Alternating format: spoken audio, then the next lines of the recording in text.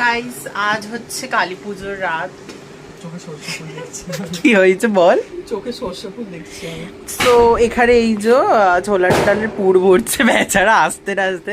আর এখানে কথাবার্তা বলছিস কেন? তুই তো এই সামনে মোড়ের মাঝে দোকান খুলতে যাচ্ছিস। হ্যাঁ সেই তো বল। এখানে বার্গার টার্গারের পার্টি হচ্ছে আমাদের। তার হচ্ছে কালী পুজোর রাত।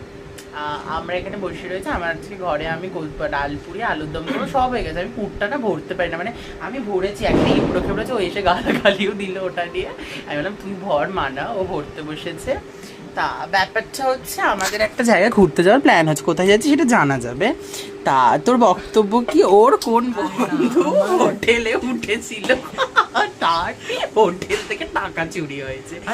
কিভাবে তারা বলবি কিভাবে হয়েছে সেটা ওর মুখ থেকে শুনবো আমি। বল কিভাবে চুরি হয়েছে? বলছিল যে তারা ওরা ঘুরতে চলে গেছে, ঠিক আছে? এবার দেখ সব টাকা তো নিয়ে বেরোয় না, তো টাকা দেখ একটু বুঝে শুনে নিয়ে যেতে হয়। নিয়ে গেছে তো ভিতরে যে ওরা হাউসকিপিং থাকে, ওরা কিছু ব্যালকনি দিয়ে ঢুকে শয়তানের বাচ্চাদের এত দৌড়, মানে আপদগুলো বল। আমরা যতটা টাকা নিয়ে আমাদের অনলাইন থাকে, এবার আমি ওকে বললাম ভাই আমাদের তো মানে পয়সার থেকে মেকআপের জিনিস বিক্রি করলে ওরা লাখপতি হয়ে যাবে। ওর বক্তব্য কি ছিল? প্রোডাক্ট প্রচুর দামি। তারপর কি বলবি বল, যে কি করবে ওগুলো নিয়ে? তোর গার্লফ্রেন্ডকে দিয়ে দেবে।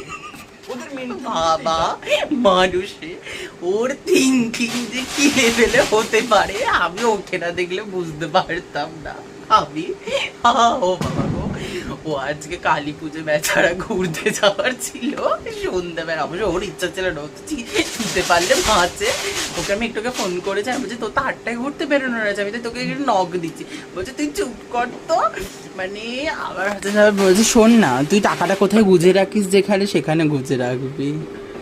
ও টাকাটা এখানে গুজে রাখে, ও এরকম এরকম ভাবে ঢুকিয়ে নেয়। আমি বলি আমার তো পড়ে যাবে, আবার এই ঢুকে আবার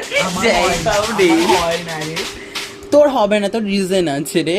না তা এমনিতেও তুই দিয়ে আমার তো পড়ে যাবি, বুঝি না কেন। আমি কিছু গুজলে বেরিয়ে যাবে ওপর থেকে নিচে ঢোকাবো। আমি তো পুরো কাজ করব, পুরো কাজ করে সব করব। আমি জানি না, আমি বহুবার চেষ্টা করেছি মুড়ে ঢোকার। আমি আমার দিদাদের টেকনিক গুলো দেখিয়ে রেখেছি কাজ জন্য। তুই ওটা খেয়ে না, ওটা ঠান্ডা হয়ে যাচ্ছে। আমি কাজটা করি তারপর খাচ্ছি। আমি কিন্তু আমি এখানে ময়দা লেচি কাটতে কাটতে ভিডিও শুরু করেছি। তার থেকে বল তুই যা পুর বানিয়েছি তোর আরো লাগবে। হ্যাঁ আমি ময়দা মাখবো, আমার তো ময়দা এখন তো ময়দা মাখতে হবে। পাড়ার লোক কেন খাবে? ও 6-7 জন খাবে আজকে। তুই আছিস, আমার ঘরে বাবা আছে। মনে হয় আমি বুঝতে পারিনি ময়দাটা একটুখানি হয়ে যাবে।